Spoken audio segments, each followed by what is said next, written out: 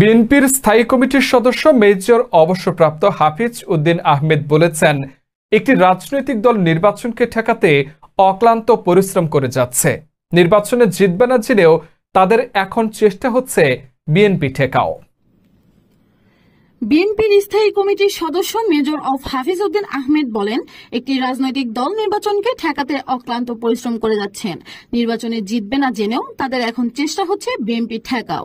বৃহস্পতিবার 28 আগস্ট জাতীয় প্রেস ক্লাবে বাংলাদেশ জাতীয়তাবাদী মুক্তিযোদ্ধা দলের এক আলোচনায় হাফিজ উদ্দিন আহমেদ আরো বলেন, 21-এ যুদ্ধ করেছিলেন যে গণতন্ত্রের জন্য, আজ সেই গণতন্ত্র প্রতিষ্ঠা করা যায়নি।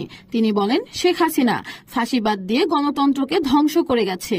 নতুন বাংলাদেশ গড়তে চান জানিয়ে তিনি বলেন, পিআর বিদেশি চিন্তা ভাবনা। বাংলাদেশের মানুষ এখন নেতাকে খুঁজে বেড়ায় যিনি তাদের সমস্যার সমাধান করবেন। দেশের জনগণই স্থির করবে তারা কি চায়। তার নেতা শেখ মুজিবুর রহমানের কাছে গিয়ে বলেছেন যে টেপ রেকর্ডার নিয়ে এসেছি, আপনি স্বাধীনতার ঘোষণা দেন, বাংলাদেশকে স্বাধীন রাষ্ট্ররূপে ঘোষণা করুন। তিনি বললেন, না, আমি স্বাধীনতা ঘোষণা দিতে পারি না।